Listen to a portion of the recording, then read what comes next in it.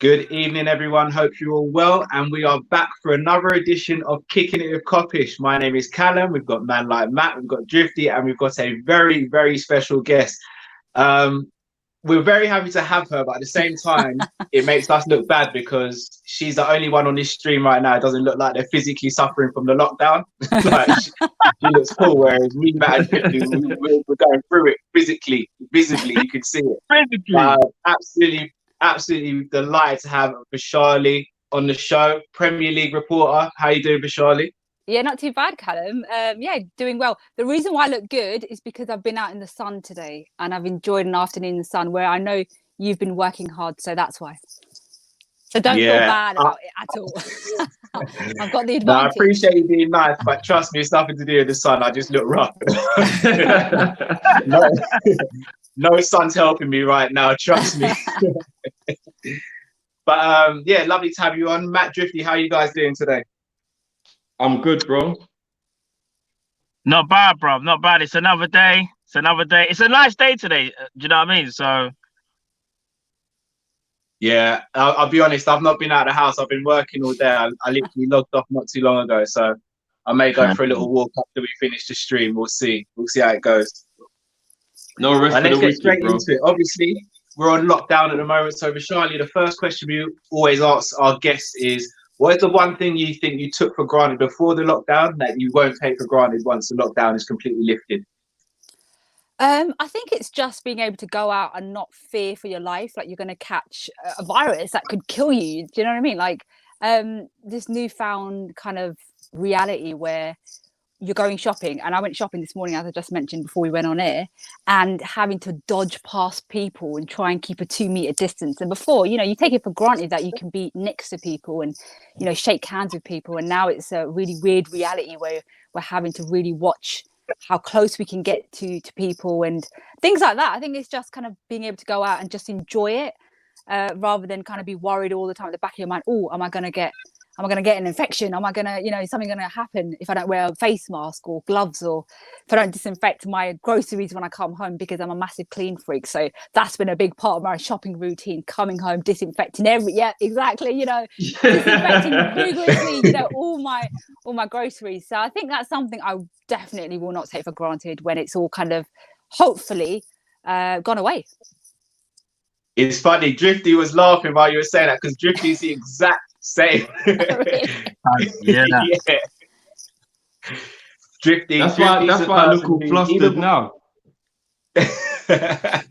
Even before this whole pandemic started, Drifty was the person that made sure I always had hand sanitizer on me. He was the one that drilled it into me. So he doesn't play about. You can't take chances. You two go like a house on fire, I'm telling you. So, Vaishali, let me ask you the first question that we have for you. So, with the pandemic sort of affecting the world as we know it, do you think there'll be any sort of major transfers this summer? And if so, who do you think may be the teams that are involved? I think there'll definitely still be transfers. I just think it will be mostly the elite clubs who will get involved in those transfers, and definitely the big money transfers. I've been speaking to a lot of football finance people, and it's quite clear that clubs are losing money, and the question is, where will they find extraordinary sums of money to go out and pay £100 million for a player like they could have done last summer? So I think what will happen now is clubs, I think the first thing actually they're going to have to do is think about extending the contracts of the players who are out of contract on June the 30th. I think once they do that and they make those agreements, I think managers will have a really clearer idea of what their squad would look like going into these final few games. Then I think they'll look to potentially strengthen, but only if I think there's enough buying clubs out there as well, because I think it's interesting. I think the transfer market will now suit buying clubs, because before, if you're a club, you might want to make a profit on a player, a player wants to go. Before, you may have had 5, 6, 7 clubs who potentially would have put offers in for a player. You can then drive up the price if you want, because you say, well, this club, Barcelona, wants to sign him for example, £50 million. I've got Real Madrid coming in for 60 million. You've got to pay more money. But I think now, if you've only got 2 clubs who can afford to buy a player, you can't necessarily negotiate the same ways you might have done last summer. So I think actually the transfer window will now suit buying clubs because they can just say, well, look, it's only us and another club or just us who want to buy that player and we can only afford £35 million, take it or leave it type scenario. I think there'll also be a lot of clubs, maybe lower down the league, who might be forced to sell players as well this summer because of finances, because they have to make money. So it's going to be an interesting summer. I still think there'll be transfers done. I just think it might be more of the elite clubs who'll be kind of getting involved in those. And I think even when they do, I don't think the sums of money put down will be anywhere near what we might have seen last summer. That's very interesting, actually. In fact, before I give my opinion, Matt, can I get yours? What's your thoughts on what Vaishali said, and how do you feel this summer's going to go? Yeah, I think I have to agree with that. I don't think there's going to be like masses of transfers how we would have expected before, obviously, this pandemic happened. Obviously, coming out of this pandemic, obviously, like teams have lost like millions. They've lost millions. So I don't think we're going to see, in my opinion, £100 million players moving. But as Vaishali said, I think you will see potentially Liverpool, Man City, Chelsea, Man United, Man City still get involved in deals. Whether there'll be loan deals or not, I don't know. I don't know if everyone will also get their targets. It's a tough one because I do think, the lower teams are going to sit there and go, well, we have to kind of sell some players because we need to raise revenue. We've lost so much money. But at the same time, are the big clubs going to want to take chances because we don't know whether this pandemic could crop up again and it could affect the club down the way in the future. So like even a year from now. So it is a tough one. I do think there'll be transfers, but not as much as we may expect. Fair enough. Drifty, what's your thoughts? I've been thinking about teams like Arsenal, Man City, teams who've got players who are incredibly important to them, like De Bruyne and Aubameyang, who only have 12 months left. And was it De Bruyne is 2 years? So obviously they get the ban, and it does uphill. His contract finishes when the ban's over. So you think about clubs like that, and what Vaishali said, I agree with. I think it will only be I think Man United might flex their muscle a bit still because they're a team who don't seem to care. Maybe Chelsea, but again, they've got this new youth thing. So I'm not sure. I know we won't. Do you know what I mean? Like I just know that Liverpool ain't gonna flex their muscle. So I'm starting to think Man United will probably catch up because they probably will. Maybe your Barcelonas and your Real Madrids will just do what they always do. But I'm thinking about teams like Arsenal now that have a real big decision to make. They're like, do we cash in on Aubameyang or do we give him an astronomical contract to keep him, to not lose him for free? Because who can afford to pay what they're going to want for Aubameyang? Because in a normal scenario with 12 months left, a player of his caliber, they'll probably still be able to say, 40, 50, and a club might just pay it. Do you know what I mean? Because they're like, oh, well, we're getting Aubameyang. He is 31, but he might win us the league for 2 years. Whereas now everyone's a little bit more penny pinching. They might only offer Arsenal 20, and Arsenal can't only take 20 for Aubameyang. Do you know what I mean? Like, that would be laughable. So I'm thinking about situations like that. Big players, like Wijnaldum. Let's talk about close to home. Genie ain't signed a new deal yet. What if Genie don't sign the deal?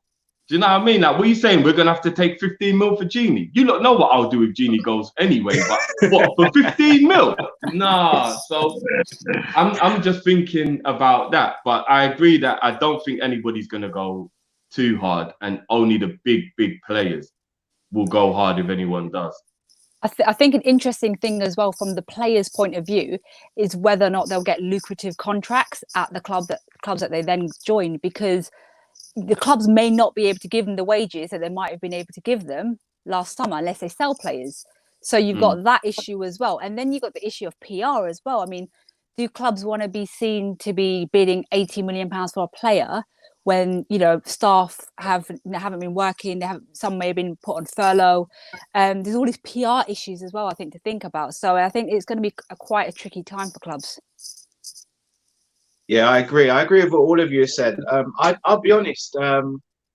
I do think some selling clubs may be at an advantage as well. Because if there's, for example, a player who has 4 years, 3 years left on their contract, and they don't want to sell that player for a low price, they could potentially just hold out and just say, look, we're not taking anything below this. And the buying club might not be in the position. So say, for example, obviously we're in the news with Timo Werner at the moment. If Leipzig turn around and say, right, this release clause has elapsed and we want 50 million, we're not going anything below that, Liverpool may look at that and think, well, we can't afford that this summer and we may just have to walk away from the deal. So I think it's 6 of one, half a dozen of the other, but I do think the buying club has slightly more pull in this current market. But I do think there'll be some teams out there who do take advantage if they're selling players as well. But it's interesting, Drifty, as well, that you mentioned about Gini Wijnaldum, because, yeah, as you said, if he gets sold, he could potentially go for 10, 15 million pounds cheaper than he would have had this pandemic not happened. So obviously none of us want to see him go, but if he does have to go, we want to try and get the maximum value out of the player, but I just don't know if that will happen. So it's obviously a tough time. Again, will players sign contracts now? Probably not. They may wait for a couple of months to see how things go as well, because you could sign a contract now and then in 3-4 months, everything sort of gets back to a little bit of normality. Clubs are making money again, and they could have potentially got more for their contract. So you've got to look at it both ways as well. So it'll be interesting to see what happens.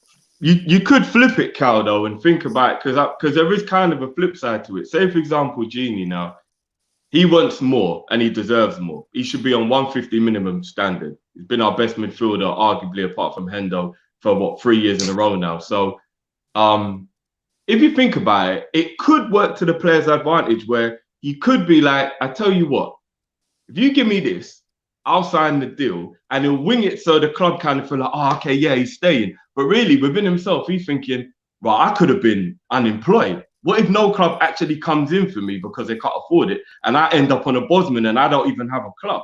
So they might kind of be a bit scared, and it might make, like, Aubameyang might just sign with Arsenal to not be unemployed. So it could go both ways. Do you know what I mean? Yeah, very true. I think that's interesting, because there's so much uncertainty. It's not even just for football players. It's people who work in the football industry. There's, journalists, reporters, presenters, people who work for clubs. There's so much uncertainty about what work will look like next season, how much money will be in the game. And I think we all kind of share that kind of same stance about no one quite knows where football will be in 2 weeks, 3 weeks, 4 weeks, what it'll be like next season, when next season will even start. So yeah, it's an interesting time for everyone, I think. Very true, very true. So we'll move on quickly. So Vaishali, as you know, we're all Liverpool fans. Go figure. It looks as though we are going to win this league one way or another. We are hoping that football comes back in some capacity, as long as people are safe, obviously. And it's very, very, very, very unlikely that we're not going to win at least a couple of games just to get us over the line. However, because of what's happened, do you think there will be an asterisk next to Liverpool winning this title? I mean, never has this happened before. Do you think in years to come, people look back and think, they won it, but there's a bit of an asterisk there? No, and I hope they don't, because I think if you look at the Premier League table, I mean, it tells quite a clear picture and story there. I mean, Liverpool, 29 games they've played, just one more than Man City. They haven't played 5 games more than Man City, and yet they're still 25 points clear of City. So the fact that they're so far ahead tells you one thing, and that is that Liverpool have been absolutely superb this season. They've lost just one game against Watford. It was a bad loss. It was a disappointing loss, but it is just one loss this season, and they've drawn one game.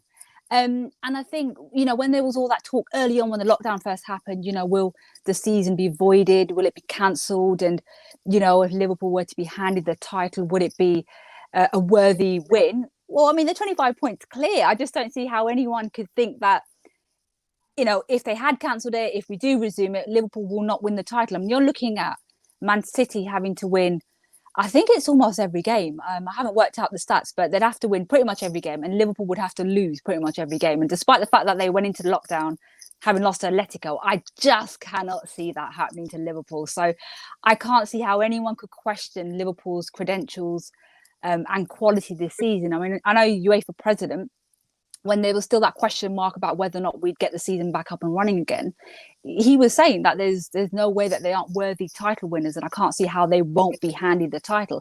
I think if Liverpool were like 1 or 2 points clear of City, and the season was cancelled, then I can see why people may have been questioning if Liverpool were handed the title. But I think with such a big gap, no, there shouldn't be no Asterix next to Liverpool's name. No way. This is why you're the best journalist in the game, Charlie. This is why you're the best. Thank you. Drifty, but you know what? What's your thought? I'll just add Say to that that. again, I'll just add to that. Like I mentioned, Liverpool having just lost one game, drawn one game. I mean, I've got the stats here. City have lost 7, drawn 3. Their nearest challengers, Leicester, have lost 8 and drawn 5. So if you're looking purely at form as well this season, it's quite obvious and to assume that Liverpool will go on and win it. So yeah. That's crazy. Did you hear those stats? Those stats sound like a team relegation. How many losses and draws for Leicester and City? Oh my God. Yeah. Well, I've got the table up now, so I'm just going to double check that. Yeah. Man City have lost 7 times in the league, drawn 3 times, and Leicester have lost 8 and drawn 5. So it's crazy. So Liverpool have been superb. There's no other way of looking at that table, and their points advantage shows that. Yeah. Well, if you remember though, last season we lost less games than Man City, but we just drew more because they lost more than us, but we still obviously didn't catch them because of the draws. But yeah, Drifty, just on to you. What's your thoughts on this whole talk of Liverpool having an asterisk? Obviously, I know you're still very much on the fence on whether we will start back up or not. I think we will. So when we secure this title, do you think there will be an asterisk?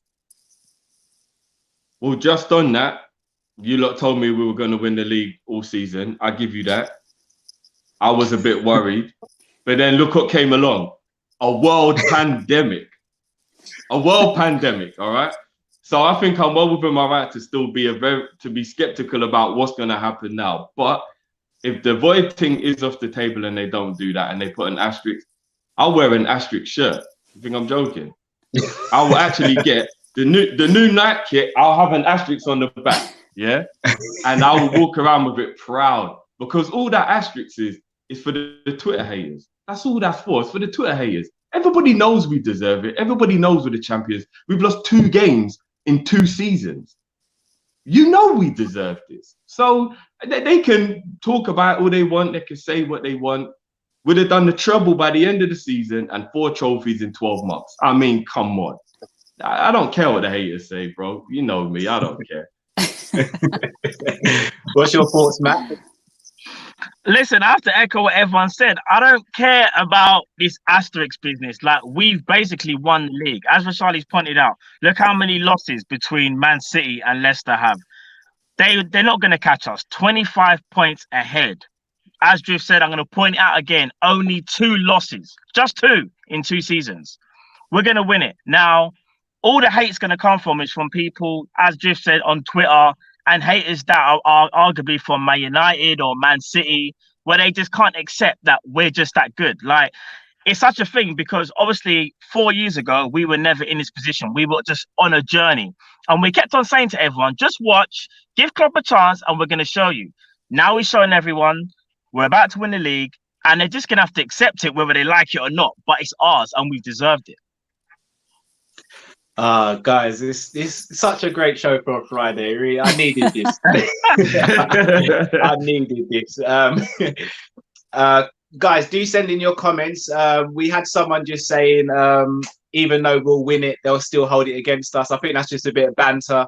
I do genuinely believe there will be some fans out there who will hold it against us. I mean, the football team I play with, some of them in the group are Arsenal fans, and one of them in particular is just saying, yeah, no matter what happens, how we win it, he's never going to let me live this down in terms of it being a pandemic and we didn't get to lift it in front of fans and everything. And I'll be honest, that is the sort of the big miss for me, is that I've waited so long for this, and we all plan to go up there and go to the parade and vlog up there and just have a good time. And obviously that's sort of been taken away from us. But I think the main thing for me is seeing Jordan Henderson lift up that trophy, no matter where he's doing it. He could be doing it in his front room, as long as I get to see him do it. I think for me, that just seals it. Because once I see that, no one can take it away. I think that's an interesting point you make, Callum, in that for Liverpool fans, that will be a big shame for them, that they won't be able to go to Anfield on the streets of Liverpool, everywhere basically, wherever you have Liverpool fans, because there's loads in London, I know that, and just enjoy that title win together. I think that will be a big shame. But it's interesting because it's such a weird, it's a never before scenario. We've never had this before, but it won't take anything away, I think, from just how good Liverpool have been this season. So, if Liverpool fans are at home celebrating it, it's still a title win, and it's their first ever Premier League. It will be their first ever Premier League title win as well. So it will be fully deserved. There's no other way of looking at it. Brilliant. Quick question to the room. Has a team ever been this dominant over a 24-month period? Like in the history of English football? Chelsea's the only team I can think of back in 04, 05, and then 05, 06. I think Mourinho did the back-to-back, didn't he? They were pretty dominant in those seasons. Yeah. Had an excellent record at home as well. Yeah. You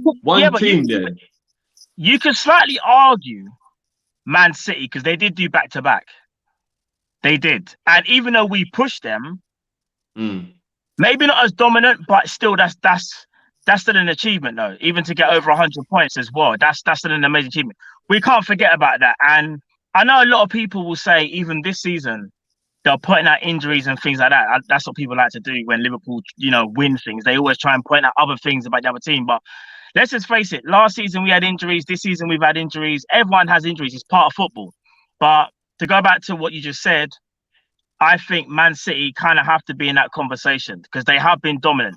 And let's be real, if it wasn't for us, they'll probably be dominating right now. I mean, last season, they did the domestic treble last season as well. So that was historic. That hadn't been done before in English soft lights. So that was a massive achievement for them. Yeah, definitely. I agree with all that. I agree with that for real. But I mean, I'll still say trophies are going to make it look more dominant. But if you look at wins and how much points accumulated, other than the Man City one, I think we're probably even better than the Chelsea one. I know they won the title twice, but how many points did they accumulate over those 2 seasons? So it's arguable it's the second most dominance within a 24-month period. I'm just saying, another shot for the haters, isn't it? Yeah.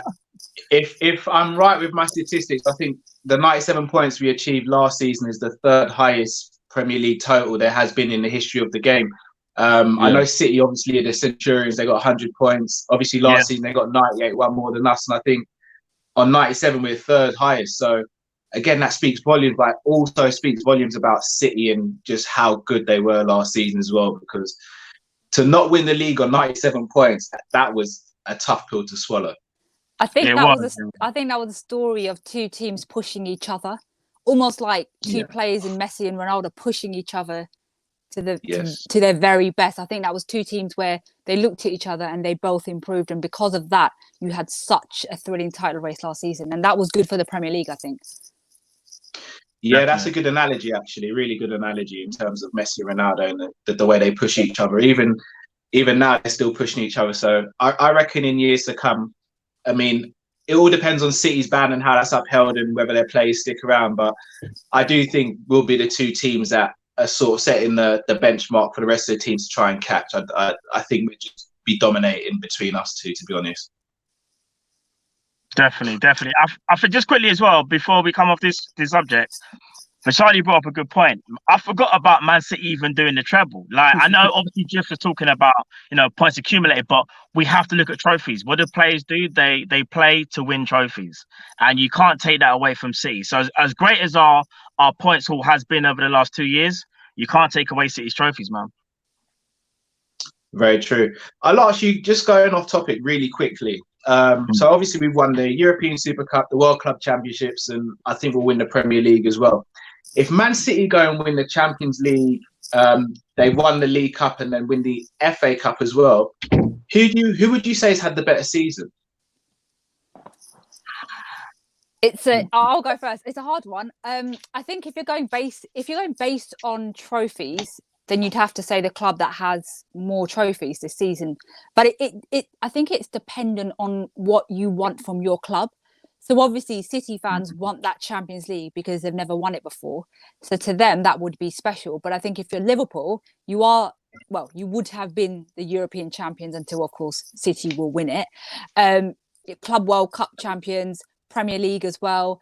It's hard. I think it depends on, I think, what your fan base want from you. So I think it's hard to compare. If City were to win 3 trophies, including the Champions League, which had never won before, Liverpool were to win the Premier League, which they've never won in the Premier League era before, it'd be hard to compare the two. I think it's based on what your fans want and what you want to give your fans back. I think it'd be really hard to compare. If Liverpool had done the Invincible season, I matched it, that might be quite interesting to add that to the conversation. But we know, obviously, that's not going to happen. Little dig there, Vaishali. Little dig there. Not a dig at all. Not a dig at all. An unfortunate slip up against Watford. Definitely. Matt, what's your thoughts? It's a tough one because I reckon, let's say that we're about to win the Premier League, and let's say Man City did win the Champions League and they've already won the FA Cup, right? No, the League Cup, and then they're still in the FA Cup. Yeah, sorry, the League Cup. If we would have went unbeaten in the Premier League, I think we would have had the better season. But I still think it's up for debate because do you base it on trophies and the trophies that you actually win? It's a tough one. I still think the achievement, though, from the Premier League is better than anything City have done. Now, that has me being biased because maybe that's because I want the Premier League more than anything. And we did win the Champions League last season. And we've won the Super Cup this season, and we've won the Club World Cup Championship this season. So that's a hell of trophies. That's a lot of trophies. So I think it depends. Like Vaishali said, it depends where your fan base, like what did they want from the start of the season? What were your expectations? Did you meet them? You could arguably say we've met all of our expectations other than being knocked out of the Champions League. Because those are the only real 2 trophies that we wanted at the start of the season. I know that's what I wanted anyway. We fell short, obviously, with the Champions League. We basically won the Premier League. I still think we've had the better season because you can't ignore the other 2 trophies that we've won as well. So that's me. Fair enough. And then lastly, Drifty, your thoughts?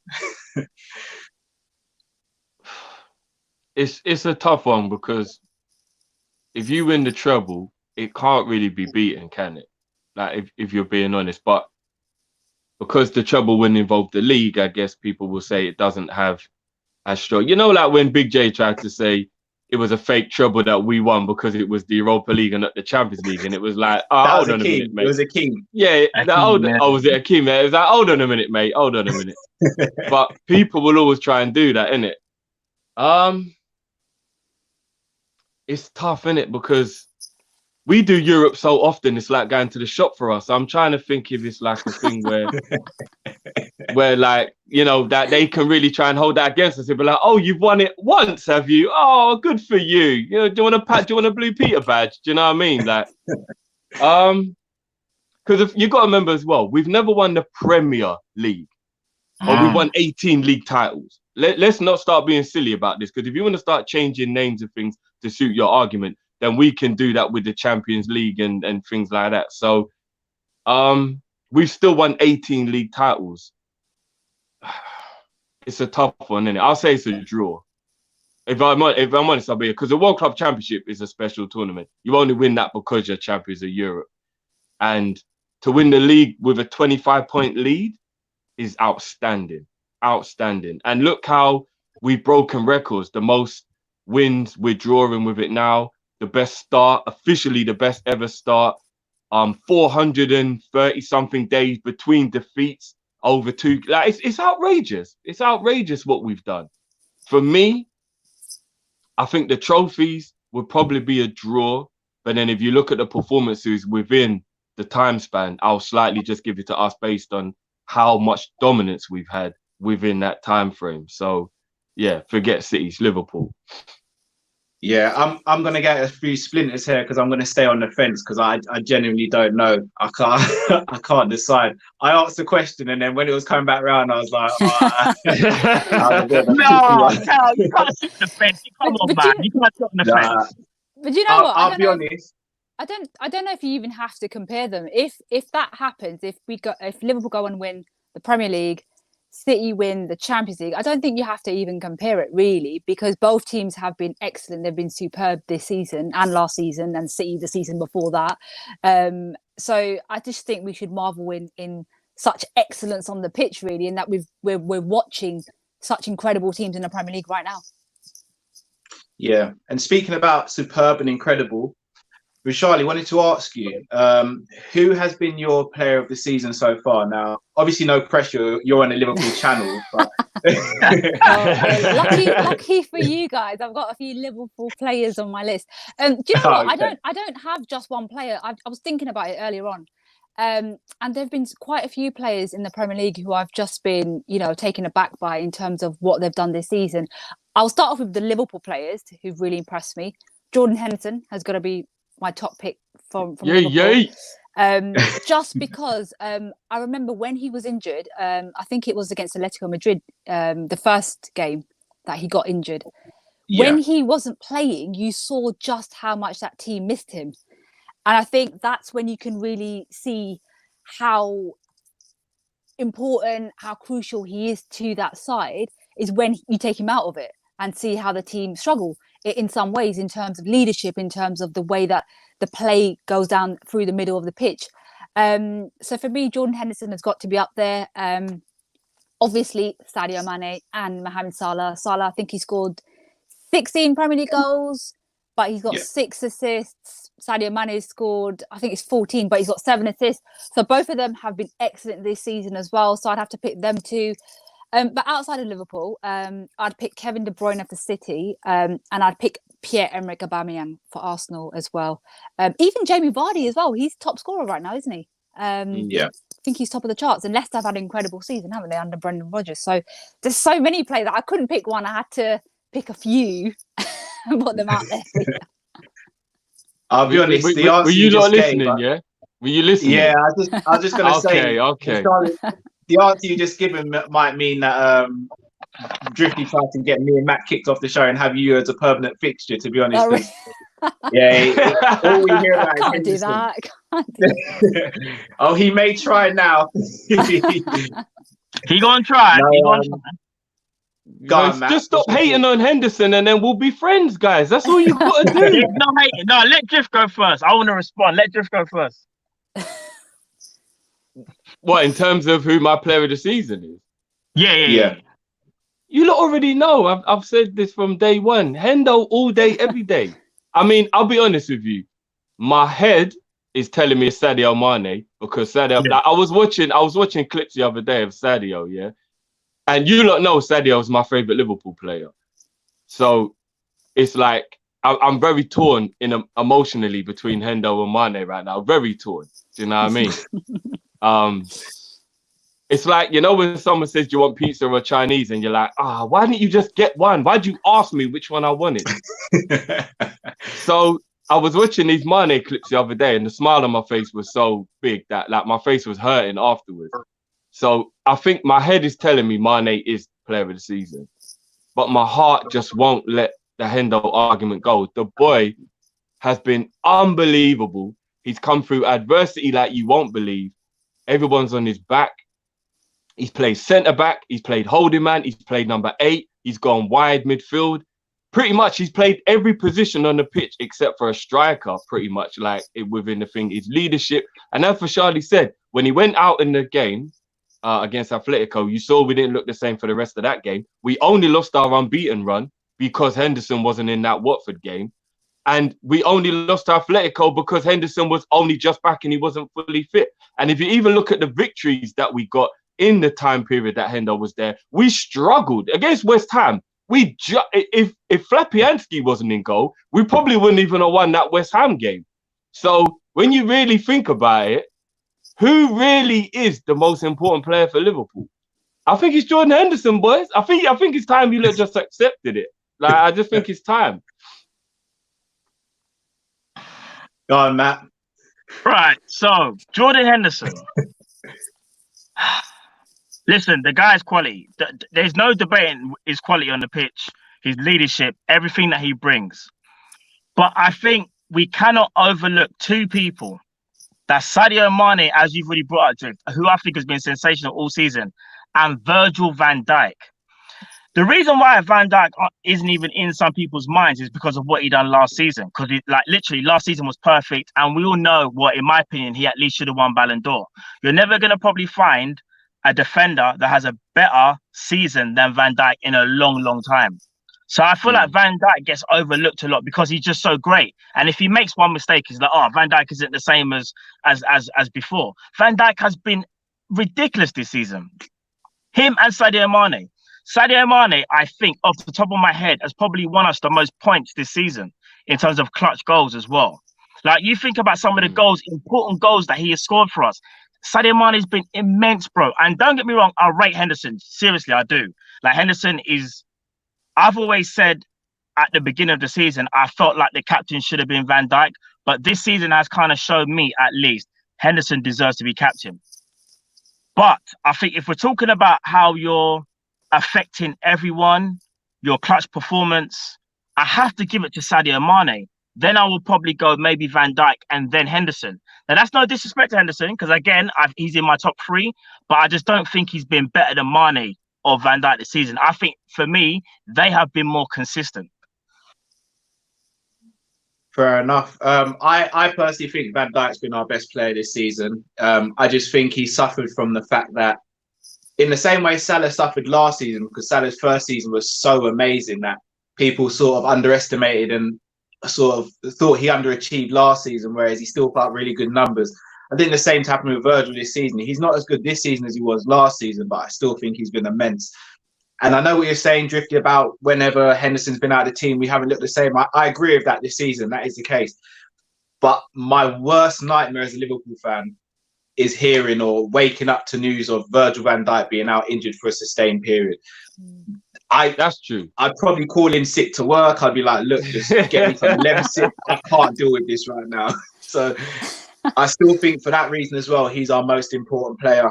I also think Bobby's one of our most important players. Obviously, you guys know me and Bobby are like that.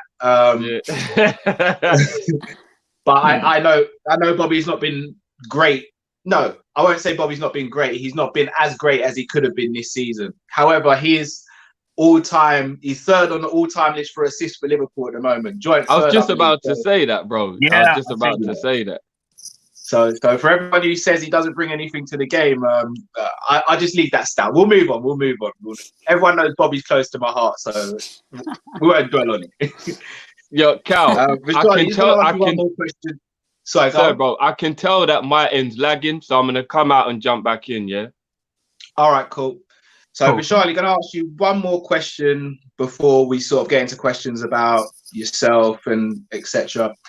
So, in terms of the league and the league standings and the teams at the other end of the table, so as Liverpool fans, we focus a lot on teams at this end of the league. Do you think this pandemic will affect those teams outside of the top 4? Let's say teams in the relegation. Do you think it'll affect those teams more than it will affect the teams higher up in the league? I think it's a really interesting discussion going on right now before obviously the league resumes again. And a lot of the talk is centred around the clubs in the relegation zone for obvious reasons. I mean, those clubs, some of their chief execs have already expressed concerns about the fact of playing in neutral venues, firstly, because I know we've had confirmation from the Premier League that players' contracts can be extended, but there is still a big issue about whether or not, when the games resume, are we going to have teams playing at home and away, which is what lots of clubs want to do. I think all the clubs want to do that, but obviously the government have been saying, oh, well, it might be better to do it in neutral venues. But then the clubs at the bottom of the table are saying, well, actually, we're going to lose our home advantage. So there's big questions there. And it's so tight. That relegation battle is so tight right now as well. So I think when it does restart, there's going to be a lot of concerns. It's all about money at the end of the day in terms of if you go down from the Premier League, the amount of money you lose is just incredible. So that's why no one wants to be relegated.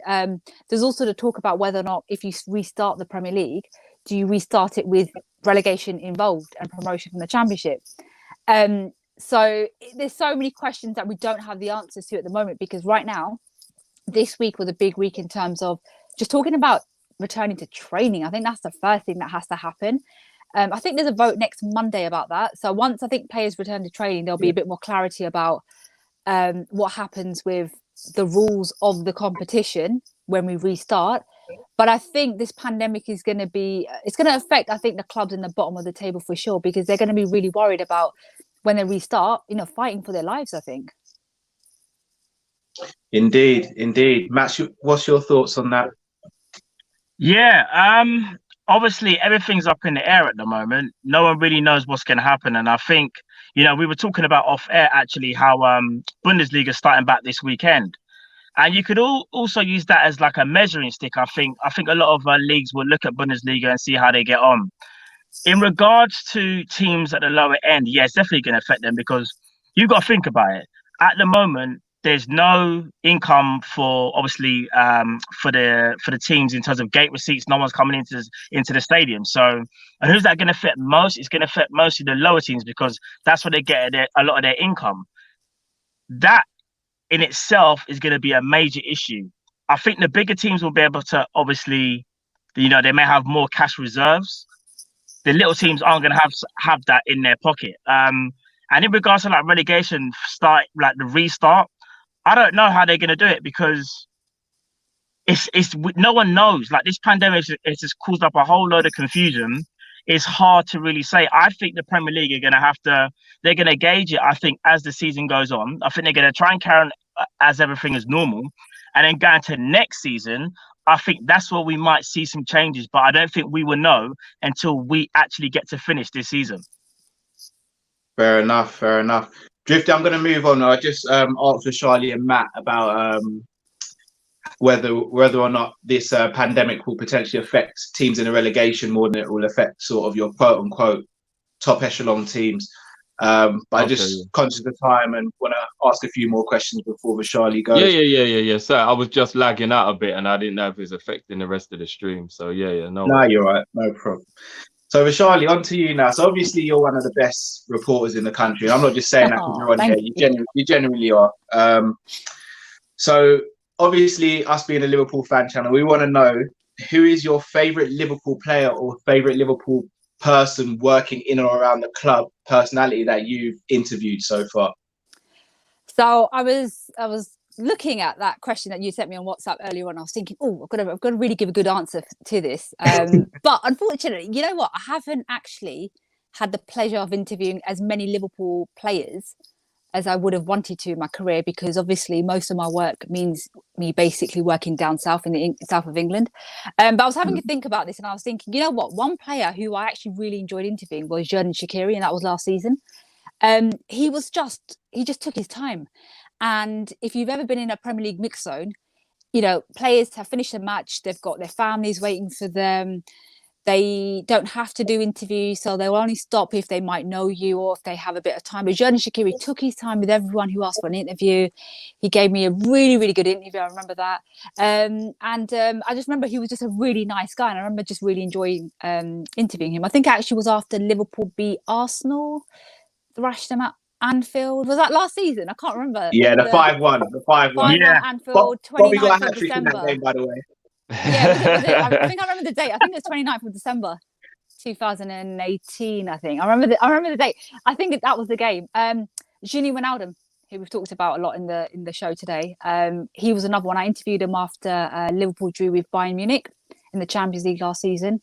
He's just really softly spoken guy, really lovely, really insightful as well. He was a great guy to interview.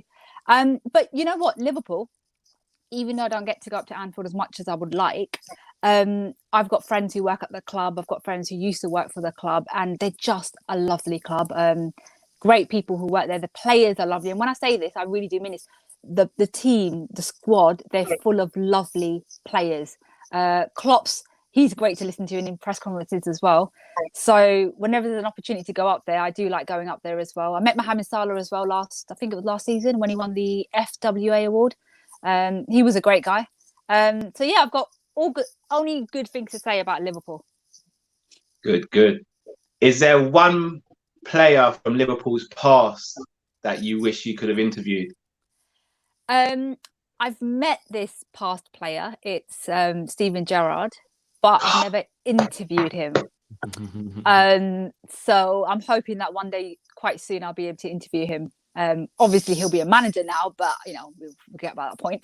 But I've met him before, and he's a lovely guy. It was kind of like one of those moments when, you finally meet someone who you've watched, on TV, numerous times, and you're like, well, this feels a bit weird. And I don't normally get like that with players, but that was one of those moments, and I was like, this is surreal. This is definitely surreal. No, these guys know. My little one, I actually call him Stevie. That's not actually his name, but I call him Stevie after Gerard. My missus hates it. All my family hate him because of it, but I actually call him Stevie. I don't actually call him by his actual name. I actually call him Stevie because of Gerard. And yeah, Gerard's he's the man. So my question is his name close or similar to Stephen or Stevie? Nah, nothing like it. No, nothing like it. But I said from the moment I found out we were having a boy, I said, yeah, I'll be calling this little one Stevie. So, and I said, if we ever have a girl, I'll be calling her Kenny. So it is what it is. It is what it is. I now ask you, Vaishali, what's your favorite stadium that you've been to? Which, in terms of atmosphere and just being in and around the stadium, the feel of it, which has been your favorite? I don't have one favorite. Again, sorry, this is another one of those where I'm answering several answers here. So I'm going to start off with Anfield. For me, Anfield is special, and I'm not saying that because I'm on a Liverpool show, by the way. Every time I go to Anfield, for whatever game it is, and this is quite an important point, whichever team they are playing, the atmosphere is always incredible. I mean, it's just a special place, and especially on those European nights, you just can't beat that atmosphere. So I think Anfield for me, because of the atmosphere, is special. You might not like this answer. Stamford Bridge is quite special to me as well. Because when I was working for the Evening Standard, Vaishali, it was going so well, Vaishali. I've got a good reason for this as well, for you to start hating me. So obviously I covered Chelsea for 3 seasons in my previous job. And for me, going to Stamford Bridge is not really about the stadium, but for me, it's about the friends that I meet who still work for the club, who've worked for the club for years. So for me, it's like, it's a weird feeling. It's like my second home, in that I used to go there every other week. Every game I was there, and everyone from the security guards to the people who work in the media, canteen, to the press officer, I know everyone. So it's kind of like you go, yeah, hey, and it's just like catching up with old friends, like it's like old times. So for me, that's quite a special experience. But I think in terms of like the wow factor, it's got to be Tottenham Stadium. It has got to be that stadium because it's just impressive. Every part of that stadium kind of takes it kind of just takes you aback a little bit whenever you go there. So that's been one of my favorite stadiums to go to, sort of since it opened up, obviously. Excellent. Yeah, I've had the delight of going to Tottenham Stadium before it's actually finished being built, and when I walked into the stadium, I was taken aback. But again, nothing beats Anfield for me. I will ask you, Matt and Drifty, apart from Anfield, which other stadium, if you've either been to the stadium or on TV, which other stadium do you sort of really think has a great atmosphere, or you wouldn't mind sitting there for a neutral game with your home supporters? If I'm honest with you, I've never been. I know Matt has. The new camp does look special, I can't lie. The new camp, was it 105,000 capacity at full, right? That's madness. That it does look good. It does. I haven't been to Tottenham Stadium yet, but it did look. I saw like a kind of behind the scenes video and stuff, and not even just the pitch, even the bit where you like get your drinks and everything looks amazing in that place. So you have to, and I got no hatred towards Tottenham, so I'm fine with Vaishali putting that stadium in there, like Old Trafford or one of them, and I'd have been like, oh my God, what is going on? No, I knew I couldn't push it that far. But I'm all right with Tottenham, but Liverpool, I know, again, it's going to sound like I'm being biased. I know it is, but when we went to Anfield for the first time since the main stand has been made, I know, Matt, like you was with me. I don't know if it's because it was our stadium or not, and I don't know if it's because we went in the VIP entrance. I don't know what it was, but from the moment we got there, it just felt like it. I don't know. It was something else, man. And the box that we were in was right next to the Kop. So as soon as we opened the door, that it just everything. You can't beat Anfield. I don't care what anyone says. You can't beat Anfield, man. You just can't. You can't. Like it's something else, man. So. Yeah, but new camp looks amazing. And I'll give Tottenham their credit. Them two stadiums, they do look very, very special. What about yourself, Matt? Yeah, so obviously, as Drift said, I've been to the new camp, and when I say to you, the new camp is ridiculous. One thing I will say, I was quite surprised, and like obviously, like the capacity when you're going like near to the back, you seem so far away.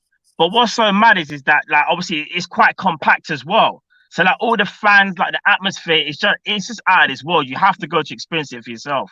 And when everyone's just chanting, like when they do the whole Messi, Messi, bro, it is crazy. It is actually mad.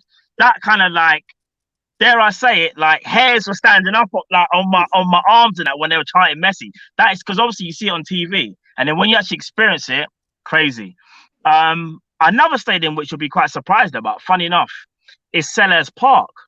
You see Selhurst Park, it's not necessarily known for being like the most iconic, but in terms of like atmosphere, listen, Crystal Palace fans are just up for it, just like Liverpool fans. Like maybe obviously not on the same level, but I'll tell you something now, I was very shocked with the atmosphere. But for me, number one's Anfield. That time, as Drift said, when we went like to the main stand, and like you just took it all in. Like we opened the door, like the hate to say it, but not hate to say it, but like the VIP door, and you just look out and you're watching over Anfield, like the cheers, like the goals, like everyone's just one big family. Like it's amazing. You have to experience it. If you've never been to Anfield, anyone that's watching this, try and go because it is one hell of a stadium. And obviously, I can't wait now until they do up the Anfield Road end as well. I know that's been pushed back by a year, so that doesn't look like that'll be open until 2023, I think it is. But yeah, I'm looking forward to going there when that's done as well. So yeah, you can't beat Anfield for me, bro. Do you know what? Selhurst Park is such a good shout because I've been there loads of times for games. And it's one of those stadiums where the crowd, they're so loud and their songs are so catchy that for days after I've been to a game, their songs will be playing in my head again and again. And it's always really loud and always rocking. So the atmosphere, I think what it is one of those old stadiums and you feel it, you're quite close to the pitch. The fans make so much noise. And it's got that special feel, kind of like Upton Park used to have as well. I think when West Ham used to play there as well. Yeah, so yeah, now Selhurst Park's a really good shout. Yeah, for me, it's obviously Anfield ticks all the boxes. Another stadium like Selhurst Park as well. Like I know you did as well, Drift, but we grew up quite close to that stadium actually, and I've got friends who either used to play there or support Crystal Palace. So I've been Crystal Palace a few times, and the stadiums, the atmosphere has always been good there. Another stadium I'd love to go to is Dortmund. I think Borussia Dortmund have got fantastic atmosphere. That yellow wall, it just looks amazing. Every time I see it on TV, I'm like, that looks amazing. And that's probably one of the stadiums on my tick list that I want to tick off. That just looks amazing. I tell you what was quite intimidating. Well, maybe because I was only young, but I've been to Millwall a few times. Thankfully, one of the times I was in the VIP box there as well. I'm not gonna lie, I was there as like a guest of Millwall or people of Millwall, and their fans still intimidated me. I'm not gonna lie. That place, I don't know how anybody goes there and performs well as an away team. It's so intimidating. It's unbelievable. I don't know if any of you have ever been to Millwall. Tranmere looked petrified because that was the game I saw. They were petrified, and I don't blame them. So I just want to say, in terms of intimidating, I don't know if you have ever been Millwall, man, but that place is definitely intimidating. Fair enough. But before we wrap up, Vaishali, obviously, thank you very much for coming on the show. But we want to sort of open up to you now. You've got Project Refresh going on at the moment that you're working on. So please do tell the people a bit about Project Refresh. Yeah, well, I was talking to you about this. I've got a YouTube channel which I ran for a couple of years. I was mostly just vlogging, and I'm sure the Liverpool fans watching this won't want to actually watch those videos back because they're all on Chelsea. I think there was a few vlogs on Liverpool actually whenever they played Chelsea, because that was my job. So it was kind of a place where I used to just basically I had to write match reports. I had to do all the stuff for work, but then it was a place where I could go for 3 or 4 minutes and just kind of give my thoughts on the match, the stuff I couldn't put into the match report basically. But it is going to be relaunched soon. I can't say exactly when, and it's not going to just be about Chelsea, so that's the good news for all the Premier League fans. It's going to be a really interesting portal which will be relevant to all football fans out there. I can't say too much yet, but yeah, it's in the making, and I'm hoping that it will be a great portal for people to learn the industry from. And that's what I will say. So if you want to learn more about football, from not just my point of view, from the point of view of players, of journalists, of presenters, everyone in the industry, you'll be able to go there. Sorry, I've lost my voice. You'll be able to go there and hopefully learn a little bit more.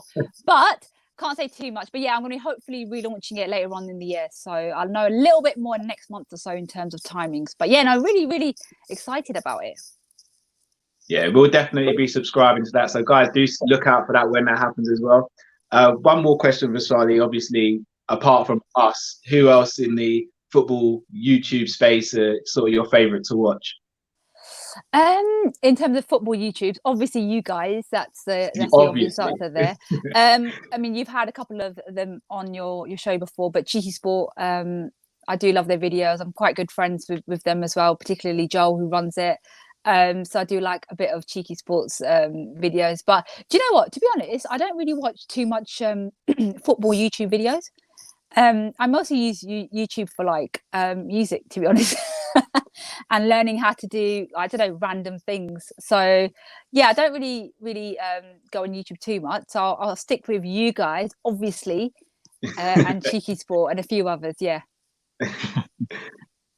Perfect. Well, that pretty much wraps us up for today. So just before you go, Vaishali, tell the people where they can find you on social media, etc. Yeah, well, I'm across all social media channels. The only problem that fans will have is spelling my name. So I'm on Twitter at Vaishali Bhardwaj, Instagram at Vaishali Bhardwaj as well. YouTube's Vaishali Bhardwaj. The name's going to be changing soon though. But yeah, you can literally search my name. You'll find all the different social media accounts, also Facebook as well. So I'm active on all of them. So yeah, come over and say hi. Cool. We'll put your links to your social media in the description for this video as well. So honestly, thank you very much for making time and coming on the show. Really do appreciate it. And we hope we can do some more stuff in the future going forward as well.